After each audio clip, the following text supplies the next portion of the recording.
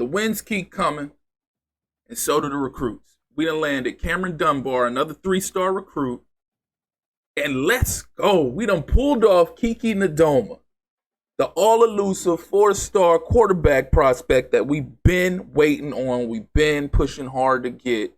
What a comeback story, because we weren't even recruiting him at first. And to be able to start recruiting him after a few games into the season and then out of nowhere make a push and pull that one off, such a great feeling. Such a great feeling. Welcome back to the Dynasty Rebuild. I'm Real West. This is the Florida Atlantic Dynasty Rebuild if you haven't been keeping up. And we still number 3 in the nation, coming off of another blowout victory over another conference opponent, 49-17 over the Mean Green.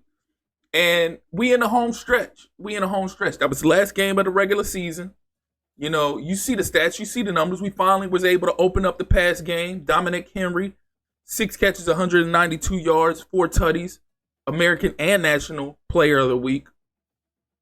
Doing what we do. And it's there. It's there. We back in the conference championship yet again. Second year in a row. We facing off against number 8 Tulane. And yeah, it's time to get busy. We in the home stretch. It's time to do work. It's time for us to do what we need to do to show why we need to be in the playoff, which we're going to be in the playoff. It is what it is. But they refuse to give us number 1. So we got to show them why we number 1. You know? So, top stories, we got bad blood between Michigan and Ohio State. Michigan pulled it out, 36-20. Connor Wegman, 398 yards, 5 touchdown passes. You know, they got Alabama and Oregon ahead of us. They both 11-1.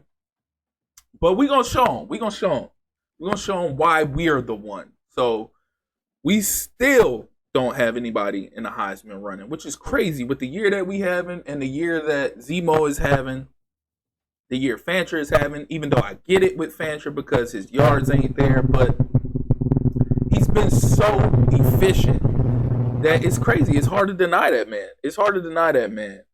And Will Blackman just keeps stacking brick by brick on the foundation of Florida Atlantic University. You gotta love it.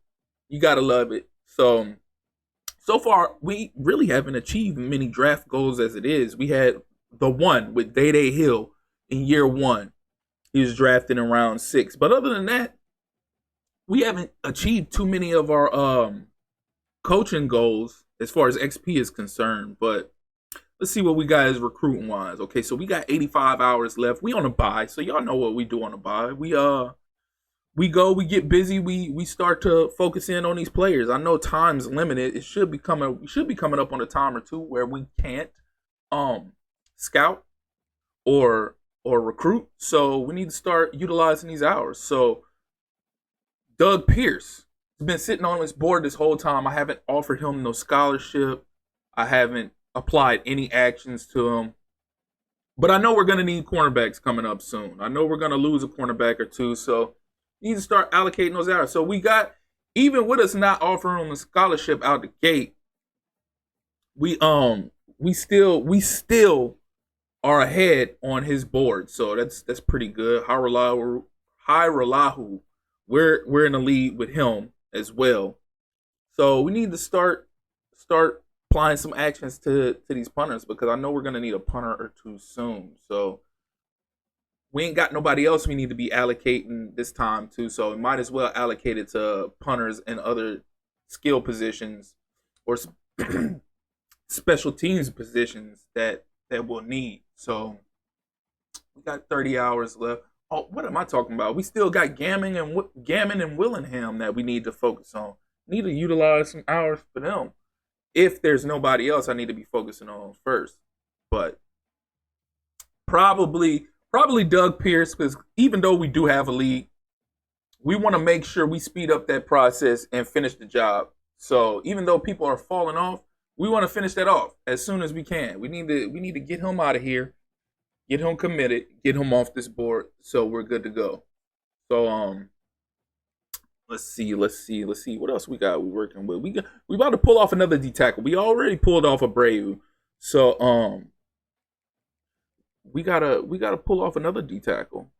But gonna go ahead and save those hours for the next week because if I'm not mistaken, I'm pretty sure we got another bye week after this week.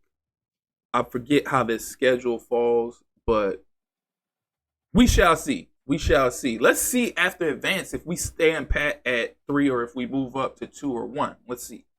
So we pulled off another recruit, Ramon Sisk. I love it. Middle linebacker. We need a middle linebacker.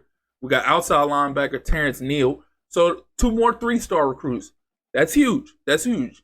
Any 3-star, 4-star recruits is big time for us because we're only, 2.5 stars if I'm not mistaken? Yeah, we're only 2.5 stars. So any 3 or 4 stars is great. They still keeping us at 3, which is to be expected. We're not going to move up anytime soon because they completely hating on the university. But it is what it is. We still got something to prove. We're only in year 2. So it's not, I'm talking like I'm like a 5-star university that's been in this dynasty mode for like 4 or 5 years now. No, we're only in year 2. We started off with 1.5 star school. So, and it appears we don't have any recruiting left. So playoff implications, Texas A&M versus Alabama for the SEC championship. You got Miami facing off against Clemson in an ACC championship. And then you have USC facing off against Oregon. That's going to be a good game because Oregon's number 1. USC is number 6. Matter of fact, Oregon is the one that they have, one of the ones that they've had in front of us for a while now. Blackman, Coach Prestige, up. He's an A+. So, such a good start to the career of Coach Blackman, though, right? To come in here, he had a C, Prestige. You know, we had to work for everything we got. And he's been pulling off quite the feat. So, Heisman, of course, we're not in there. We weren't in there before. We weren't going to be in here then. So, it is what it is. But I need to check out the statistics to see where my guys is at and see what the awards finalists look like first. So, Mobley is number 8 for Player of the Year. Blackman's first for Coach of the Year. Let's go. They don't even have my guy on the list for quarterback. But we have Marcelin and Horton for Defensive Player of the Year. Best defensive back. We got 4 on there. We got Antonio Smith leading. I told y'all he was a star in the making. Then we got Philip Dunham, Jayden Williams, Jacoby Spells, and Tracy Bennett. So we got 5. Zemo is leading best running back category. Why isn't Grenard on best wide receiver? I don't get it. So Marcelin is up for another award too. Jeez, Marcelin turning out to be a little star as well. I ain't even gonna lie. Look, there he's up for a 3rd one again for best defensive end. And Wilkie Denard is 5th on there. So our players have been balling out this year. It's evident. It's evident. We got a lot up for awards. We got 2 coordinators up for awards. George Longoria and what is that? Tom Burns.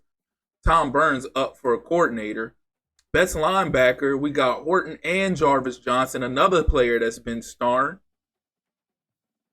So at least we're getting recognition. At least the players are getting recognition for the year that we've been having. So that's great news. That's great to see.